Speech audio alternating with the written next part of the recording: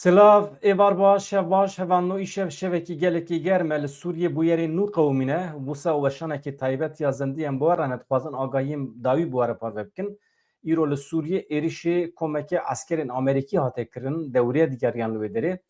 Dewriye bi helîkopteran bi erebên askerî bûn di encamê de êrişekî çêbû. Êriş di wê êrişê de du askerên Amerîkî hatin kuştin. Sê çar askerên Amerîkî birîndar bûn. Her wiha wergerek karmendekî Amerîkî jî tercümanî dikir, wergerê dikir. Ew jî hate kuştin. Gelek askerên artêşa hikûmeta Demkî ya Sûriyê jî hatin kuştin.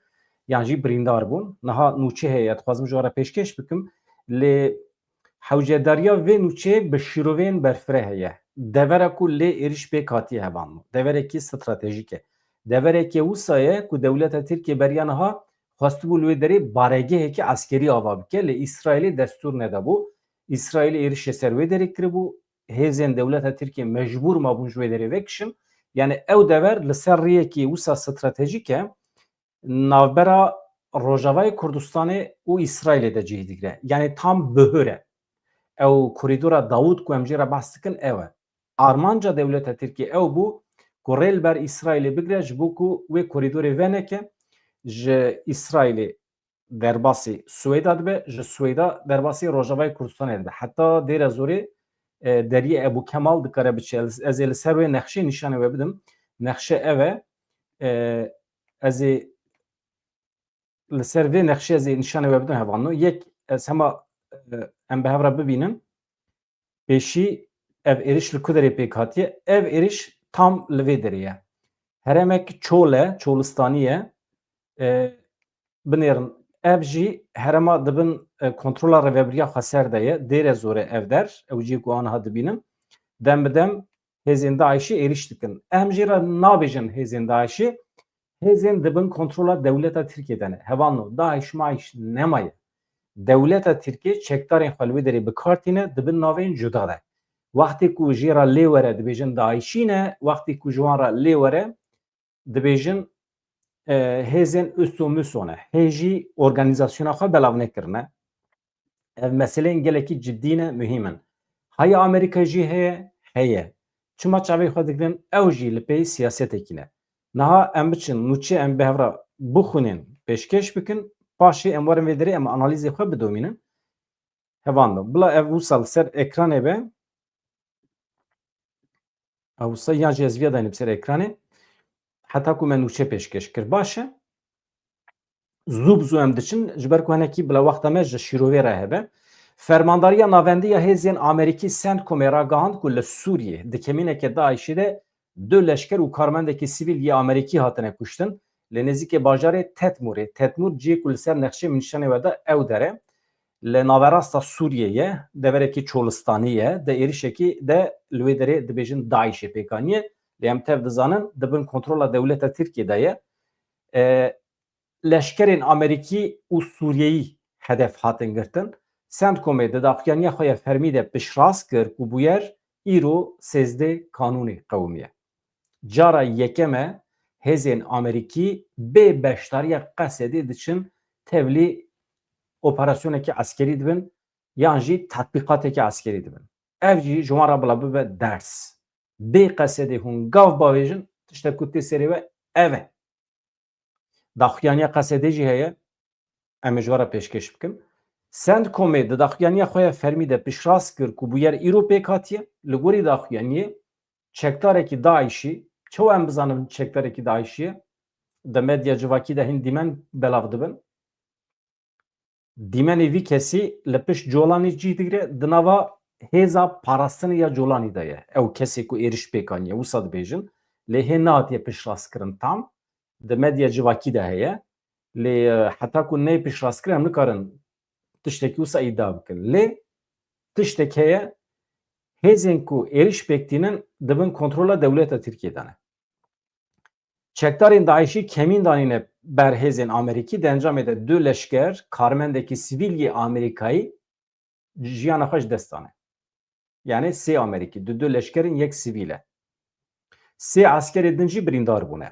Operasyon bi helîkopteran pêk hatiye. Piştî êrişê li herêmê liv û tevgerekê zêde ya li askerî çêbû. هلیکوپترên artêşa Amerîkayê ji bo derxistin ve guhestina leşkerên birîndar û yên mirî operasyonekê li Herêmê pêkanîn hate diyarkirin ku di aynı êrişê de hin leşkerên Sûriyeyî jî birîndar bûne. Çekdarê ku êriş kiriye hat kuştin. Ew derkeve holê kiye girêdayê Kudirê ye nasnima wî çi ye wê hemî tespît bibe. Serê dewleta Tirkiye wê bikeve belayê ji wara bibêjim vê şevê not bikin li derekî. Sendkomê destnîşan kir ku hêzên Amerîkayê bersiv dane. Ew çekdarên Daişiyê ku kemîn danê bû hatiye kuştin. Di derbarê nasnameya kuştiyan de hate gotin ji ber rêzgirtina li malbatan, ji ber polîtikayên eskerî heta 24 saatan malbatên Amerîkî wê neyne agahdar kirin. Ev yek hevan niha Wezîrê Şeriyê Amerîkayê Pete Hegseth diyar kir ew çekdar ji alî hêzên wan ên hevbeş de hatiye kuştin. Ya o kuştina wî nemîhîm e. Mesele ne ew e? Mesele hêzên girêdayê kîjan dewletan e çawa cesaret dikin armanca wan çi ye, plana wan çi ye, hedef çi ye. Wezîrê Şeriyê Amerîkayê şiyariyeke tund da wan kes û aliyên ku Amerîkyan ji xwe re dikin armanc. Bila zelal be hevano em vê jî bibêjin binêrin ew qas hêzên Amerîkî hene. Li Reqayê, Tebqayê, Dêrezorê, Hesekê baregehên wan hene.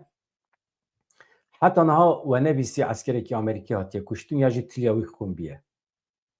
Çima? Ji ber ku bi qesedê re hereketê dikin. İstihbarat heye. û hûn dibîsin. Her hefte muhakkak êriş hene li ser Kuvvetên Sûriye Demokratîk. Yê jiyana xwe ji dest didin xortên Kurd Erebin ên herêmê ne. Çima ji ber ku di rêza pêş de ew hene diparêzin. Cara yekeme hêzên Amerîkî bê qesedê çûne li dewriyê digerin. Çi digerin? Berdevkê Pentagonê San Parnell jî li ser bu yerê daxuyaniyekê da diyar kir ku kemîn li sînorê Tetmûrê biye, ew welatiyê sivîl yê Amerîkayê werger biye, tercüman biye. Nûnerê taybetî yê Amerîkayê yê karûbarên Sûriyê Tom Barak jî kemîna terorîstî ya tirsonek şermezar kir. Yani ew wisa pê nasiyet kir dibêje kemînekî terorîstî ya tirsnak e. Yek ji van sûcdaran jî Tom Barak e. Ez ji were bêjim.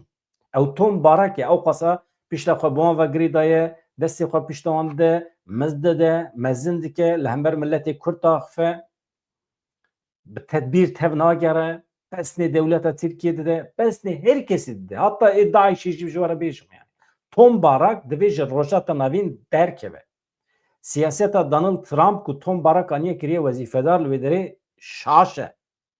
Çi dibêje Tom Barak wekî din gera hevbeş ya hêzên Amerîkî û hikûmeta Sûriye ji xwe re kirine armanc ya gera hevbeş ya hêzên Amerîkî û hikûmeta Sûriye Sûriye kî ye?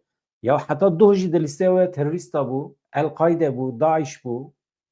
Yani hûn çima nizanin? Yani hûn çawa dikarin bi hirçara bikevin nava aynê nîvîna? Ya vana terorîstin. Dibêje em hêjî girêdayî tedbîrên ew ne ewlekarî em ê bigirin ji bo têkbirina terorê dibe em ê li gel hevparê xwe yê Sûriyê bin. Kî ne hevparê we yê Sûriyê kî ye? Çima nav nabêjî? Tom Barak navan nabêje. Qesed basa qaşo qesedê dike. Ya di medyê ji vekî de evano ew fotoğrafê ku min ji were bes kiriye eger ez rast werim ez ê bi were parve bikim. Fotoğrafekî ye li pişt colanê jî digire. Ev fotoğraf hevano dibêjin êriş alî vî kesî ve hatiye kirin li pişt colanê jî digire di nava koma parazvanê wî de ye. Rast e derewe nizanin lê tiştekî wisa tê belav kirin. Amerîkî bi van însanlara çawa dikarin hevkarî bikin? Çawa dikarin bi hev re tev bigerin? Yew ev rêveberên dewleta Tirkiye jî rêveberên Amerîkî jî yew çavên wan korin wa însanên me mîna şîr û şerbet pîr û pak ê Rojavayê Kurdistanê nabînin, bi wan re hevkarî nakin, diçin bi van însanan re hevkarî dikin. Ya ecayîb însanin. Vana heqeten ez hema bidomînim hevan nû çi. Paşê ez ê nexşe nîşanê we bidim, xerîtê nîşanê we bidim.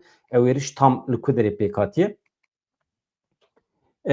Serokê Amerîkayê Donald Trump jî di derbarê kuştina leşkerên Amerîkayê yên li Sûriyê de daxuyaniyekê belavkar ragihand ku Ahmed El Şara ji ber êrişê qaşo gelekî bihêrse soza tolhildanê daye Donald Trump gotiye em ê tola wan helînin ya çawa tola hemî hevalê wî ne li nizîkê bajarê Tetmurê ye li naverasta Sûriyê êrişên eskerê Amerîkî kirine. Donald Trump jî li ser hesabê xwe fermî peyamek belav kir êriş bi tundî şermezar kir. Serokê Amerîkayê di peyama xwe de çi dibêje em şîna wendakirina sê welatparêzên mezin yên Amerîka yên li Sûriyê digirin du leşker û wergerekî sivîl. Her wiha ji bo sê leşkerên birîndar em dua dikin ku tiştek neyê serê wan dibêjin me piştrast-kiriyek rewşa wan nexirabe. Donald Trump balkiştan ser wê yekê ku êriş li heremekî metirsîdar qewmiye. Ev êrişeke Daişê bû li dijî Amerîka li dijî Sûriyê bû li heremekê gelekî xeter e bi temamî dibin kontrola wan de nene. Yani ew hikûmeta ku tu piştgirî didî hê nikare herema xwe kontrol bike.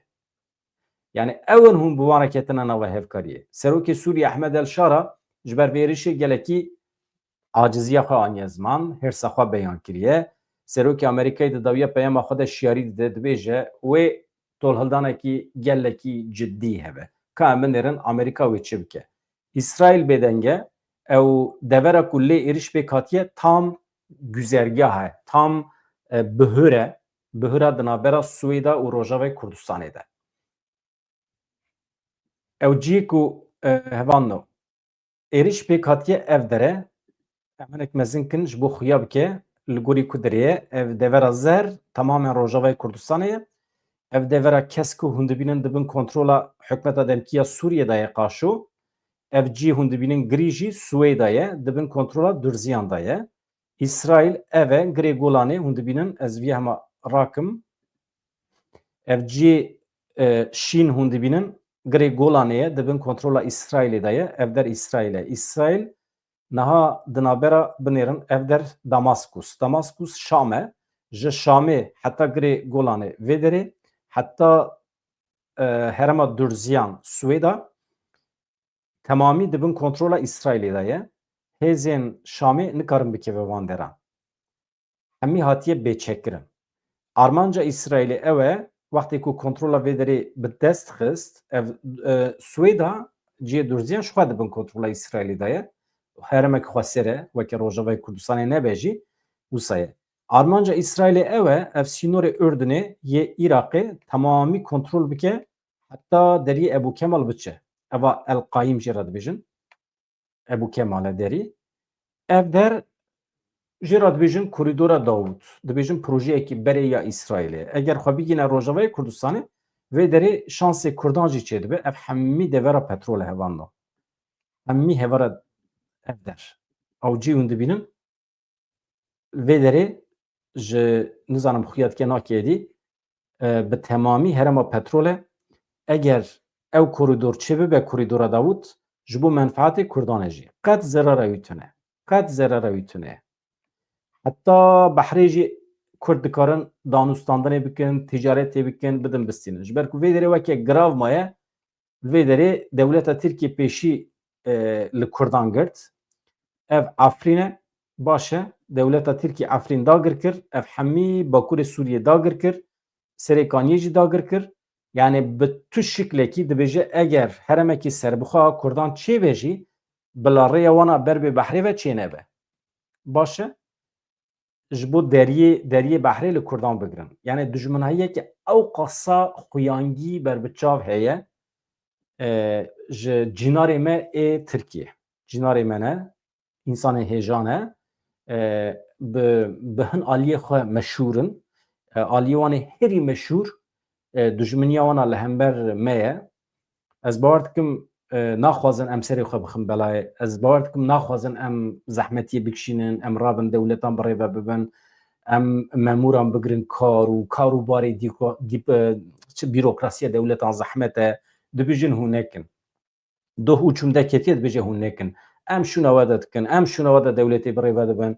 Dewletê we hene Iraq, Sûriye, İran, Tirkiye qet nexeme serê xwe nexin belayê çî şîwe heye bi dewlet bûnê ya serxwebûn merxwebûn ne karê we ye hûn nizanin hûn jê fehm nakin ya serê xwe nexin belayê em şûna we de dikin em birayê we ne heta em birayê we mezinin bibin pîneyê bibin pîneyê çokê pantalonên me bibin pîne ji ber vê em pîne bibin yani entegre pantolonê wan bibin.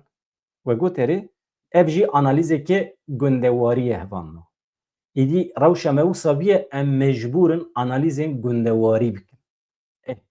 Ya herî xweşî ew e ancak me wisa dikare meselê pênasê bike. Em cih didin niha daxuyaniya Qesedê derbarê vê meselê de çi dibêje? Êrişa Daişê, êrişa dewleta Tirkiye bi destê Daişê ye, wisa pênasê dikim û ev jî ne îddiayê ye. Têda rastî heye paşê wê derkeve holê. Hemû êrişên li hember Rojavayê Kurdistanê bi destê Daişê ji aliyê dewleta Tirkiye ve tê kirin. Fermandariya giştî ya Hêzên Sûriya Demokratîk Qesedê piştî kuştina leşkerên Amerîkî li Sûriyê peyamek belav kir ragihand ku ew amade ne li her dera Sûriyê şerê terorê bikin. Qesedê di derbarê êrişa leşkeriya ya li ser Hêzên Amerîkayê de ev daxuyaniya nivîskî belav kiriye sersaxî ji hevalbendên xwe yên artêşa Amerîkayê û gelê Amerîkayê re dişîne yani dixwaze em ji ber wandakirina du leşkerên Hêzên Amerîkayê ku di dema pêkanîna erkên xwe yên tekoşîna li dijî terorê de li çola Sûriyê de encama êrişeke terorîstî ya tirsonek de jiyana xwe ji destane sersaxiyê dixwazin. Daxuyaniyekî bi hêz e, rast e. Hêzên Sûriya Demokratîk Qesedê êriş bi tundî şermezar kir. Teqez kir ku ew bi hevkariya hevpeymaniya navdewletî destûr nadin rêxistinên terorîst ku carekê din xwe bi rêxistin bikin werin ser hemdê xwe bikaribin gefê li ewlehiya herêmê û cîhanê bixwin. Em weke Qesedê em destûr nadin. Em bûne bekçiyê cîhanê lê cîhan hê jî statûya me nas nake. Cîhan hê jî herêmeke serbixwe herêmeke azad layıqê me nabîne. Ama em çi dikin? Me pêşî li Daişê girt. Weke qewm, weke millet, weke netew. Tişta layıqê me dibînin çi ye? Daxilê Sûriyê bibin. Tevlî wan çeteyan bibin. Ew çeteyên ku êrişê we dikin yaw. Qesedê diyar kir ku bersiva li hember aliyên herêmî piştgirê wan wê diyarker û raste rast be. Yani Qesedê çi dibêje? Bersiva me ya eskerî yani em ê bikeve nava hereketê yani Qesedê ketiye nava hereketê dibe bersiva me ya li hember wan çeteyan û tiştekî din jî dibêje. Piştgirê wan çeteyan. Qesedê qesta kî dike? Ürdün? Na. Na. Ürdün ne? Irak na. Irak piştgirî nade Daişê. Sûriye. Di nava Sûriye û dewleta Tirkiyeyê piştgirên Daişê hene. Qesedê qesta wan dike. Baş e? Em amade ne li her derî şer bikin dibêje Qesedê hevandan. Fermandariya Qesedê destnîşan kir ku wan quweta xwe, şiyana xwe ya têkbirina Daişê li Bakur Rojhilatê Sûriyê êdî îspat kiriye, amadebûna xwe ya ji bo berfirehkirina qada şer nîşanda û wiha dawî li daxuyaniya xwe anî. Heqeten ji Qesedê re lê hatiye ji we re bêjim, yani anha êdî dikare qehremanî bike, lehengî bike, heta niha çawa ku kiriye. Me îspat kir ku em dikarin Daişê têk bibin. Amerîka cara yekem bê Qesedê derketiye dewriyeya eskerî û tişta ku hat serî ev e. 10 sal e Amerîka bi me re ye. 10 sal e li Rojavayê Kurdistanê tiliya eskerekî wan xwîn nebiye. Em îro amadebûna xwe ya tam radgihînin ku em vî şerî veguhezînin her devera coğrafya Sûriyê. Li ku derê dibe bila bibe. Bê dudulî, bê tereddût ji bo ji holêrakirina bi temamî ya terorê em ê dest bi operasyonekê berfireh bikin dibêje Qesedê. Em ê bixebitin. Di vê naberê de Ferhat Şamî daxife berdevkê Qesedê ye. Dibêje hêzê wan beşdarî dewriye ya hevbeş ya bi hêzên Amerîka re nebiye. Aku li Tedmûrê rastî vê êrişî hatibû. Yani hêzê me neçûne tevlî nebûne.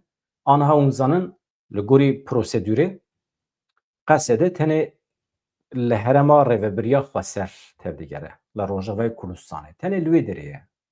Qesedê heta niha çend cara got li gorî peymana dehê adarê yaw em werin, em tevlî artêşê bibin.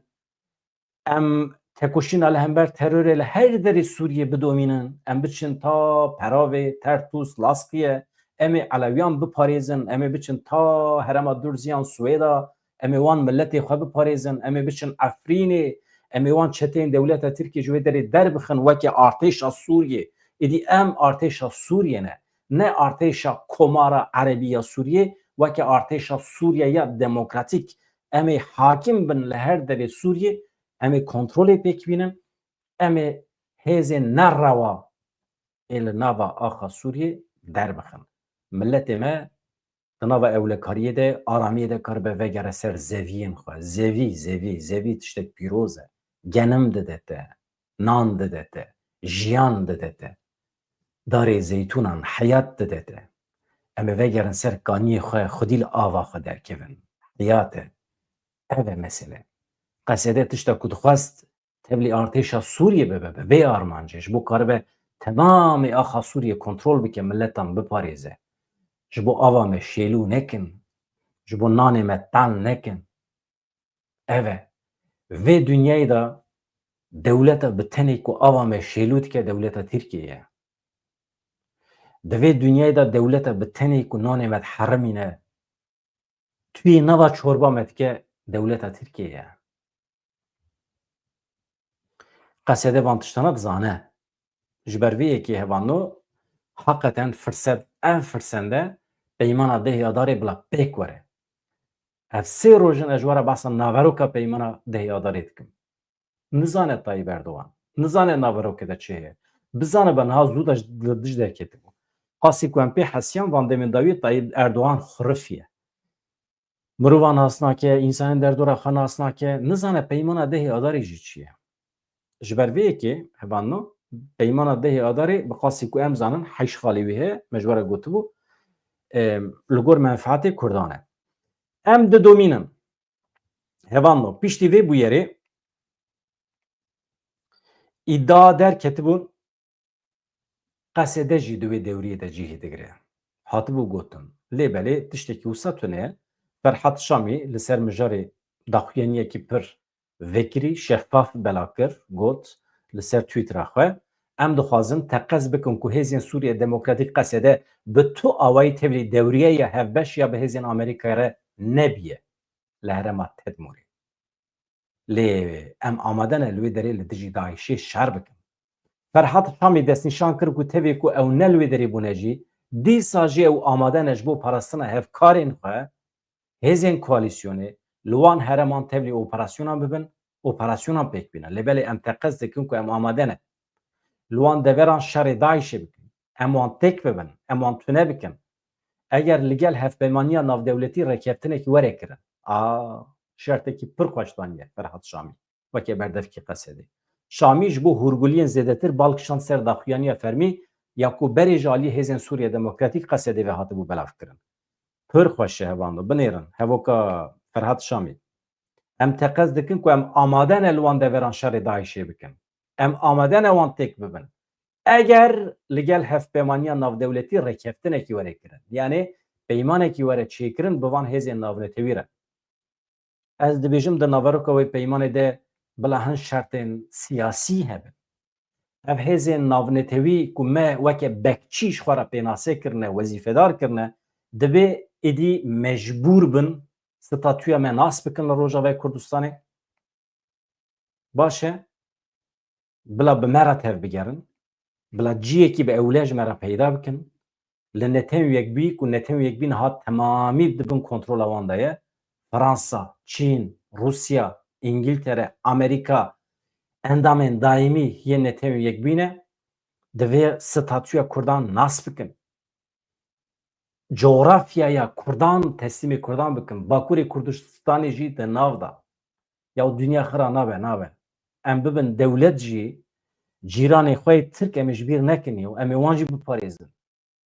Em ê genimê xwe bidin wan jî, em ê petrola xwe bidin wan jî.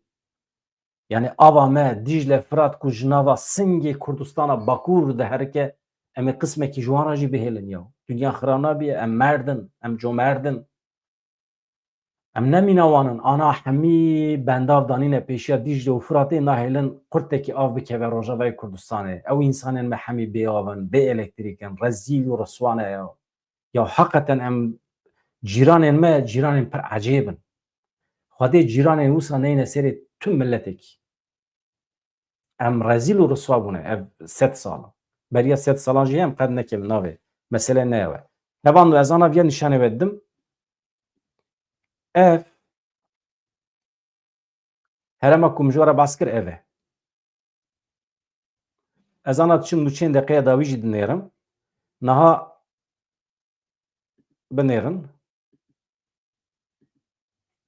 Ev ciyê ku sîlah dibînin vê derê evaya Tetmûr e. Tetmûr ew devera ku lê êriş pêk hatiye. Binêrin vira jî dêre zor e. Ev der jî dêre zor e. Ev rengê me çima çû? Reng çû? Tişt nabe ez ê nabînim. Ez ana wê nexşê bînim hevano em bibînin tamam hat. Ya yani hêzên Amerîkî piştî ku colanî birin Amerîkayê nonu av danê destê xwe li piştê dan gotin êdî hêzên alîgirên me ortaxê me şîrîgê me ê tekoşîna li hember Daişê tûy were em bi hev re bikevin nava tatbîqatan û em operasyonên hevbeş pêk bînin. Ev e operasyona we ye hevbeş. Ev e dersa xwe girtin ez dibêjim hevano qet bernekevin heqeten bernekevin. Ême çendî ku çend hezar çavreşên me şehîd bûn. Keçên me qîzên me şehîd bûn. Amerîkî jî bila zanibûn ku şehadet çi ye, mirin çi ye, êş çi ye. Em bekçî bavê kesekî ninin. Heta Ewropayê me parast. Me çend caran Fransaya parast. Yani rêveberiya xweser neba Fransa niha rezîl û riswa bû bi destê wan Daişiyan de.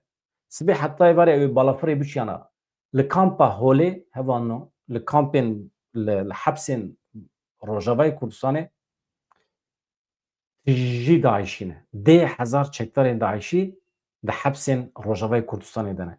Wî rûyê Qesedê derket got ya ji bo piştgiriya van zîndanan ya alîkariya aborî jî nadin me. Paşê rojekî pîş re êdî çawa bû nizanim. Yani Qesedê derket got tamam şaş hatiye femkirin. Alîkariya aborî ya ji bo van zîndanan ya ji bo ku em bikevin van zîndanan bi rêve bibin. Dê hezar însanna heftê hezar însan di kampan û di hepsan de hene. Ê bermayiyên Daişê, malbatê wan û jin û zarokê wan. Dewletên Ewropayê nayîne wan hevmalatî xwe jî nabin. Di ser de alîkariya aborî jî nadin. Dîsa Qesedê derket ya got alîkariya aborî demkî dane rawestandin. Demkî. Paşê jî alîkariya xwe domînin.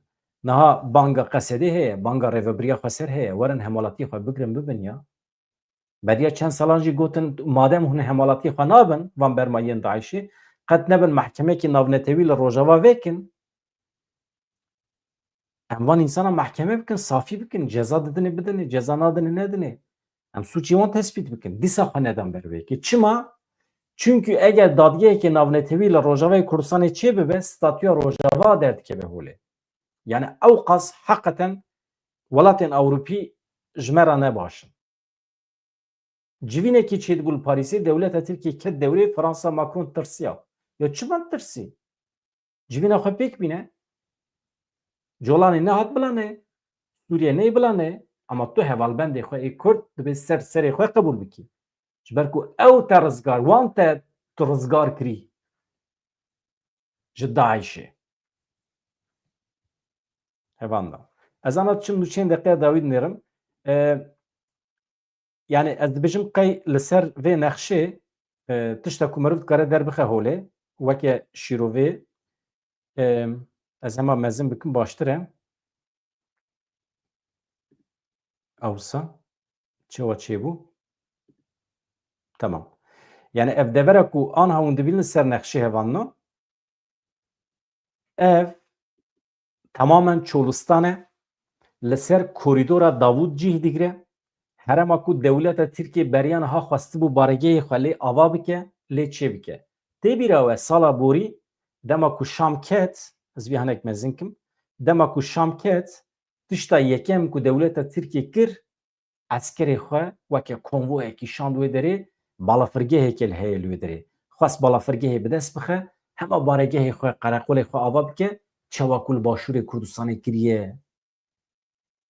çawaku li derdora Musulê baregehên xwe ava kir, dewleta Iraqê destûr da, Herêma Başûrê Kurdistanê Xwedê ji we razî be we destûr da. Ez bêjim heştê hûn bibêjin not baregehên dewleta Tirkiye hene li Başûrê Kurdistanê.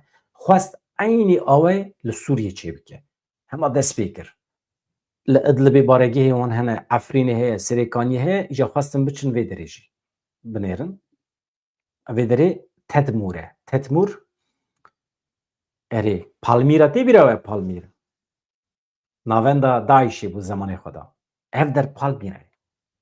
Deverekî dîrokî ye. Çol e. Tiştekî hêşin nabe vê derê. Bizin hene tenê. İnsan vê derê nikare bisitire. Dewleta Tirkiye çima çû ket vê derê? Çima? Genim tune, erd tune, hêşinayî tune, av tune. Tu çima çî baregehekî vê derê çêdikî? Ha, ji bo ku korîdorê bigire. Çawa ku korîdora Bakurê Sûriyê di navbera derya Spî û Kurdan de girt, çawa ku hat Efrîn da girkir, Bab, Cerabulus, Minbic, Hemî da girkir, heta Idlibê hat, nehîşt Kurd xwe bikinin behrê di binê Hatayê de. Aynî tiştî xwestin li vê derê çê bikin, ji bo ku İsraîl korîdorekî çêneke, korîdora Dawût di navbera Swêda û Rojavayê Kurdistanê de. Ev e korîdor. Ew cî min dibîne. Hevalna. Yani ev sînorê Iraqê û Sûriyeyê ama dîsa jî ji we re tiştek bêjim. Proja İsraîlî heye. Kî ditirse bila bitirse. Kî weke tiştekî çê qebûl dike bila qebûl ke.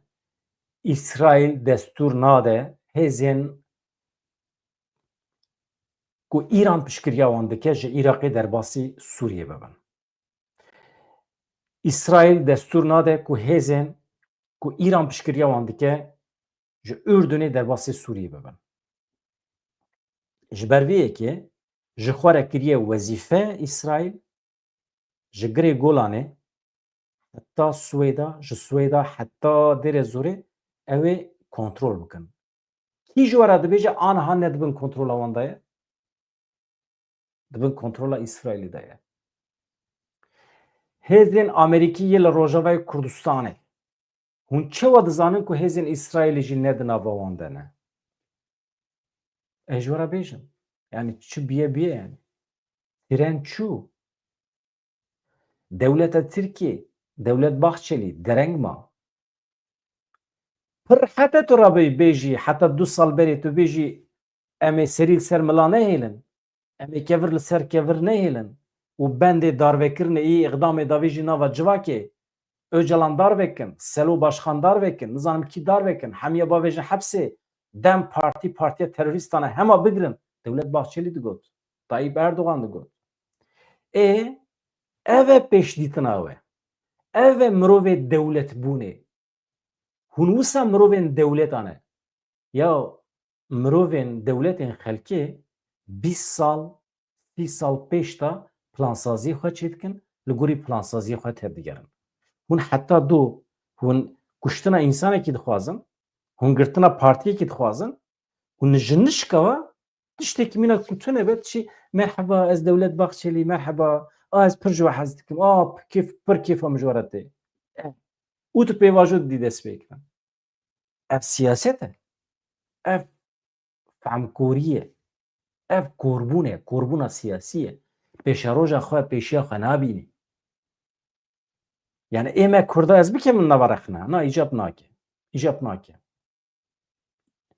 Yani ême Kurda em hinekî mecbûrin. Yani ez naxwazim aliyê me yê Kurda rexne bikim. Çima? Ji ber ku em mehkûmin. Em mecbûrin. Em esîr hatine girtin. İnsanekî esîr hatibe girtin tu nikarî dewlê bikî, tu nikarî rexne lê bikî. Esîr e ya. Em jî weke milletê Kurd em esîrin. Em nikarin dawa tiştekî bikin. Ji ber vê yekê em rexne li xwe negirin, em rexne li raqîbê xwe bigirin. Dewlet Bahçeli, Tayyip Erdogan, mirovên dewleta Tirkiye ne mirovên xwedî pêşbînî ne. Sibe rojê xweş nabînin. Ji ber vê yekê siyaseta wan duh tiştek bû, îro tam berova jî wî ye. Çi dibe? Em bawerî bi gotinê wan nayînin. çi dibe plan û proje wan dereng maye. İsrail li Sûriye plana xwe xiz dewrê. Ka dewleta Tirkiye plan kirbû temamê Şamê kontrol bike. Ka diçûn wê camiya nizanim Emevî li mêja xwe dikirin. Hakan Fîda çû nimêj kir. Çi bû paşê? Erebistana Suedî hatine bi perê xwe. Ya perê te tune tu nanê xwe bixwî. Milletê te tev birçî ye. Tu hîn nikarî milletê xwe xwedîkî tu dibê tu tê Sûriye digirî. Hişî wan hêj li ser dewra Osmanî ye. Wisa nabe. Dewleta Tirkiye heva no têk çûye. Têkçûna dewleta Tirkiye bi kêrî Kurdan tê. Ji ber ku li ser planekî li ser bingehekî zayıf ava biye. Li ser şaşitî ava biye. Ew şaşitî li ser wî temîrat çê nabe.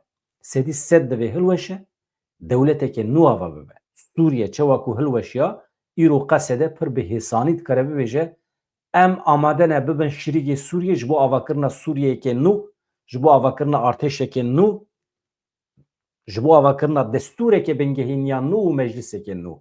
Qesede mafdar e. Reveberiya xwe ser mafdar e. Çima? Ji ber ku dewlet hilweşiya. Ji nû ve ava dibe. Dewleta Tirkiye tu bi pînekirinê nikarî dewletekî ava bikî. Tu bi pînekirinê dewleta Tirkiye nikarî bikî demokratîk. Ne mümkün e. Ne mümkün e. Çawa ku tu dikarî ji ga şîr derbixî, ez dibêjim gayê tu dibê bidoşe. Yaw nayê dotin.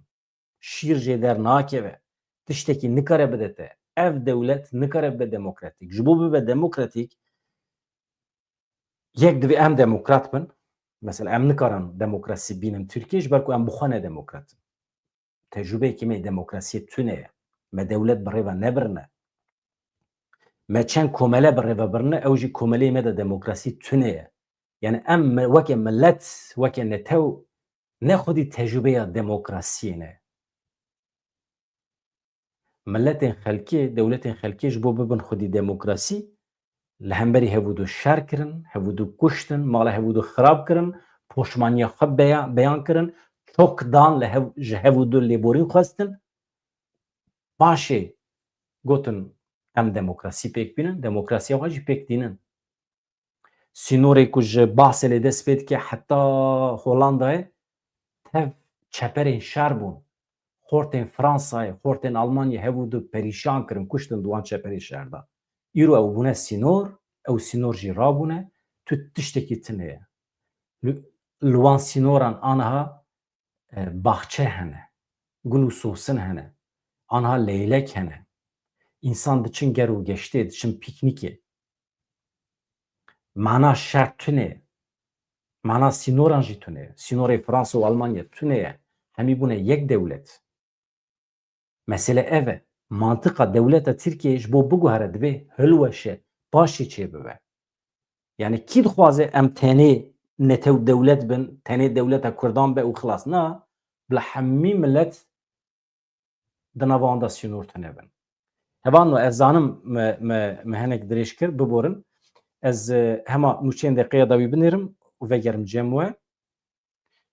Mesele hinekî germ e, bi vê wesîlê ez dixwazim bînim bîra we hevan no, ji kerema xwe re bibin abone, ji kerema xwe re biçin, piştgirî bidin hevalê me yê rojnameger, binêrin, ê me em dava plan û projeyekî de ne, çend rojnamegerê me hene niha me re dixebitin, ez dixwazim hinekî hûn piştgiriya aborî bidin wan, ew katil bûtonî heye, eger hûn pê lêkin li gorî îmkanê xwe eger hûn tev lê bin, bibin abone, kanalê mezin bikin, ev hevalê me yê rojnameger ku heqeten ciyê wan di saziyê me de tune ye, ya ciyê min jî di saziyê me de tune ye, çûnkî bi vî awê qet çê nabe.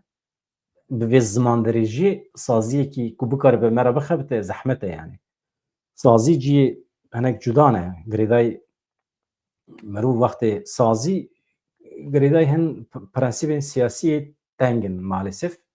Ji ber vî hinekî zehmet e û ev jî cîhaneke pir cuda ye. Eger hûn bixwazin di vê cîhanê de em xizmetê ji we re bikin, lazim e hûn alîkarî bidin hevalê me yê rojnameger. Ez ji bo kanala me jî nabêjim. Sê çar hevalê me yê rojnameger hene, dixwazim piştgiriya aborî bidim wan, ji bo ku biçin nava gel, bipirsin çi heye, çi tune. Hinek me re bixebitin, xizmetê bikin ji we re. Ji ber vê pêdiviya me bi we heye, eger hûn bibin abone, bibin endam, katil bûton û eger hûn pêş bixin, mala we ava pirkê xweş dibim. Divê navberê de çavê min li ser ew ye. Nûçeyên deqeya dawî. Erê daxuyaniya Trump heye. Ya binêrin yani dîsa gotinê beredayî hene. Yani Fatih Erbakan radibe ji bo rêveberên PKK bila referandum hebe. Ya bavî însanekî nexira bû ama bixwe însanekî cahîl e cuhela ye hatiye bûye serokê partiyekî. Qet îcab nake mirov behsa wî bike. Ji bo rêveberên PKK referandum çê bibe. Referanduma çi dike ya? Mirovên herî leheng, mirovên herî pak ê cîhanê ne. Mirovên herî fedekar ê cîhanê ne. Hele tu bavê xwe hûn dizin we perê Tirkiye tev dizî bir bankê Swîsre de hemî zêrên evê ne. Navê bavî çi bû? Erbakan e. Hatiye li ser wan bêexlaqiya xwe û malbata xwe û bavê xwe tê me derdixe pakiyê. Hela rêveberên tevgera Kurd ka pak in nepak in em referandum bikin. Ka em afû bikin nekin. Em ketine çi halê. Tiştî wisa dibe? Yani me ev însan heqeten şor kirine. Însanên ucûbe hene. Uçûm, muçûm, Hakan Fidan û nizanim kî û çi ne ya? Wana normal şertan de ya wî rojê min ji we re behsa hin tiştan kir. Vê dunyada merû çi dike bike têda lingê exlaq tune be manewî tune ye. Çi dikî bike? YouTube çê dikî bila lingî wî du ling. Her tişt du ling ye vala. Çi dikî bike? Bedew be. Bedewbûn exlaq e. Şer dikî jî bila têde exlaq hebe. Dîplomasî dikî têde exlaq hebe.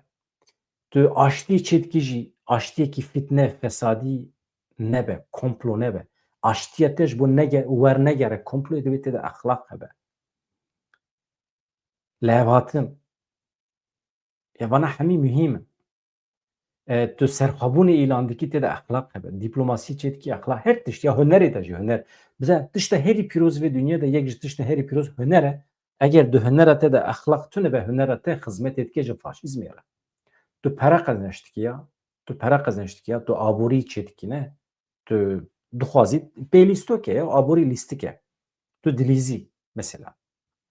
Eger di aboriyê te de jî exlaq tune be însan dibin mağdur. Mîna ku te şer kiribe. Exlaq tune be karkerên li ber destê te dikevin, dimirin, dikevin ber makîneyan, ji înşaata dikevin. Çünkü exlaq tune. Çünkü mesele ev e. Çi dikî bila we. Meseleke de erdhejên di Tirkiyeyê de çima însan ew qas dimirin? Çünkü her karê ku kirine bêexlaqî kirine. Têde exlaq tune ye. Lingekî kêm e. Çîmento diziye, hesin diziye, nexistiye înşaata, çê nekiriye. Di zaniyariyê de bêexlaqî heye. Binêrin di mêjiyê civaka Tirkiyeyê de bêexlaqî heye. Çima? Binêrin keşkekî diçe restoranta meclisê de dixebite wekîlekî dest dirêjê dike. Ya te perwerde dîtiye ya tu bî profesör, tu bî doktor ya. Zana bîye ama li keleka zanîna wî exlaq tune ye. Ji ber vê yekê ye. Ya temam kesî ji te re negotiye ji zewqê para xwe negire. Usûla wî heye, têde exlaq heye. Alan mala te ava gelek spas dikim. Hevalên din êm bûn abone, êm bûn endam hûn her hebin. Bi xêra we ev kanal pêş dikeve, hay em jê heye û ev salekî zêdetir me dest pê kiriye. Em ji hedefa xwe derbas bûne. Ez hêvî dikim demekî kin de dengê me di nava malbatê we de bi Kurdî olan bide. Yek ji hedefa me ew e ku em bikaribûn xwe bigînin her malbatê. Di nava malbatê me de Kurdî were guderî kirin. Kurdî were axaftin. Ev mühim e. Yani min hûn dîtine bi vê firsendê dixwazim xwest çend tiştan bibêjim ew e. Pêşniyazê we hebin binivîsînin ji me re ji bo ku ev kanal pêş bikeve hûn kîjan cûre nûçe dixwazin, hûn hunermenda dixwazin ji we re bînim, hûn rojnamegeran dixwazin ji we re bînim bila ji we re şîrovê bikin, hûn ji şîrovê me acizin ez ji we re şîrovegerên din bînim, ez ji we re kî bînim? Donald Trump bînim. Mala te ava hûn jî her hebin gelek wekî din دقیقی کون چی دبیجن بنیرن دنوا ساعتی دا دنوا چل دقیقه دا بسدان پیام هاتنه حقیقتا مو هر هبن یا ایمجی پروفیل تماشاوان ما وسا خوشه اری هواله کی مدبیجه چما تو نبیجی بعجی بینن حقیقتا عجبانده خوشه یعنی او بیان بوتونی هنه عجباندن دبیجن sport بیجن وقتی که مروف بیلی که ویدیو دچه پیشی هر کسی جبر ویه که اگر هون عجباندن بکن پرخوشه بیان بوتونی هی عجباندن نه tamam چما یا ام دوستی خود پرورده که جیرانی منه دوستی منه چی دکم بکن بلا بیده و بهواننا از خاطر جواد خوازم سبه سری سبه ده درباره وان پیشکتنان ده ده درباره بویرین دن ده امی برنامه نو چی بکن تشتی که جوار ایجاد کم دوه پر مگرک برنامه به قیمت چی کرن ای مهم یک جوان قانون شرع dünya alem çeval hefte mendo balcı mivanemi bu ez pir dixwazim biçin temaşe bikin ji bo ku Partiya Karkerên Kurdistanê ji bo ku tevgera siyasiya Kurd weke aliyekî şer were dîtin divê mirov çi bike çi qas muhîm e ku di vê pêvajoyê de dewleta Tirkiye û tevgera Kurd weke aliyên şer werin dîtin baya pir muhîm e heta ku ev çênebe dewleta Tirkiye dibe serdest me jî weke çete dibîne weke sûcdar dibîne û ji me re efû derdixe ji bo ku ev mantiq ji holê rabe dibe muheqqeq em Kurd xwe weke aliyê şer nîşan bidin me şer kiriye însan hatine kuştin normal e eskerên dewleta Tirkiye hatine kuştin di şer da aliyê Kurd ne sûcdar e wê demê aliyê dewleta Tirk jî nabe sûcdar dema ku eger hêzên çekdarî kuşt dibin lê here gunda bişewtîne here zirar bide sivîlan kîjan alî dibe bila bibe sûcdar e vaya mendo balca pir xweş îzah kiriye ez dixwazim hûn temaşe bikin erê wallahî hevano Emîn Bozdax mala te ava herê bî gelek heval ji niha ve bûne endam bûne abûne hûn haqiqeten ew in ez nebêjim ew ez bêjim hûn piştgirên vê kanalê ne mala we ava her hebin aynen bi vî şiklê bidomînin süper dibe ez xatir ji we dixwazim bi hêviya rojên xweş azad sibên bihevran e Emîne kî dibêje kaç tiştekî heye min tam fehm nekir ha Emîn Bozdax na dibêje Emîne Bozdax nivîsiye ya min çi got kî min çi got kî na temam e hevan xatirê we silav dem baş heta sibê